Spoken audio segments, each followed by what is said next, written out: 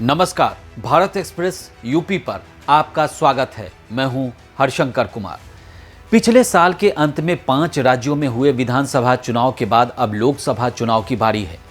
लोकसभा चुनाव के लिहाज से उत्तर प्रदेश बेहद अहम राज्य है, क्योंकि यहां पर 80 लोकसभा सीटें हैं, जिसमें संभल संसदीय सीट का अपना अलग ही महत्व है।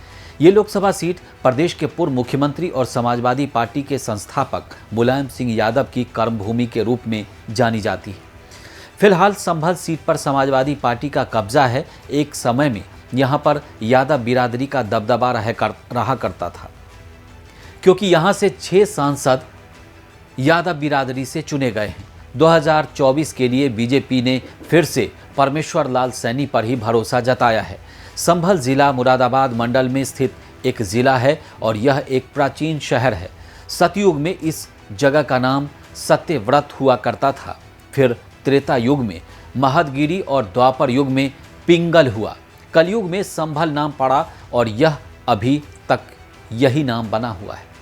संभल में रेलवे स्टेशन पर मुगल बादशाह बाबर ने बाबरी मस्जिद का निर्माण कराया था।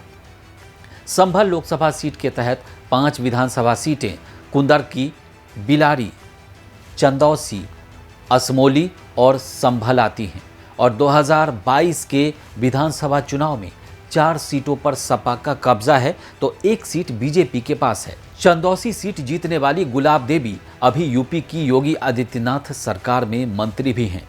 फिलहाल 2019 के चुनाव में 12 उम्मीदवारों के बीच मुकाबला हुआ था। चुनाव में भारतीय जनता पार्टी की ओर से परमेश्वर लाल सैनी मैदान में थे तो उनके सामने बहुजन समाज पार्टी और समाजवादी पार्टी की ओर से साझा उम्मीदवार के तौर पर डॉक्टर शफीकुर रहमान बर्क थे।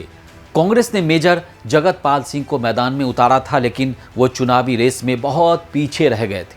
शफीकुर रहमान बर्क 6,58,006 वोट उनको मिले तो परमेश्वर लाल सैनी के खाते में 4,83,180 वोट पड़े थे। संभल सीट के राजनीतिक इतिहास की बात करें तो कांग्रेस को यहां पर पिछले 40 सालों से अपनी पहली जीत का इंतजार है। कांग्रेस को आखिरी बार यहां पर 1984 में जीत मिली थी, तब शांति देवी विजयी हुई थी। यहां पर कभी इस सीट को यादव परिवार का गढ़ माना जाता था। 1989 से लेकर 2004 तक के लगातार 6 चुनाव में यादव बिरादरी के नेता ही चुनाव जीतने में कामयाब रहे।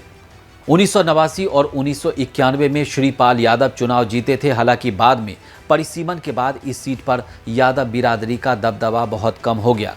यादव बहुल सीट कही जाने वाली संभल सीट पर 1996 के चुनाव में दबंग नेता कहे जाने वाले डीपी यादव ने बहुजन समाज पार्टी के टिकट पर जीत हासिल की। 1998 में मुलायम सिंह यादव ने अपनी किस्मत आजमाई और विजयी रहे।